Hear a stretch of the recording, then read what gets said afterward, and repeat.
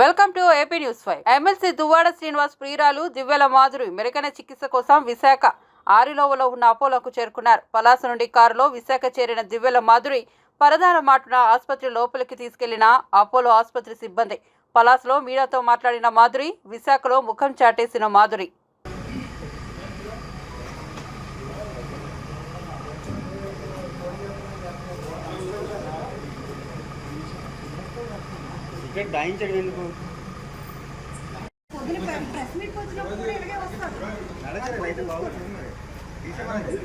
ముందుకు రానా మొబైల్ వెనక్కి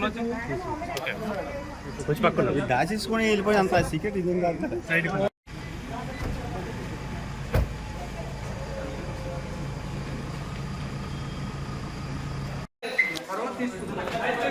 madam madam ఒక సెకండ్ ఆగండి మేడం. మేడం రెడీ రోడ్లో ఉన్నా లోపలికి ఎలా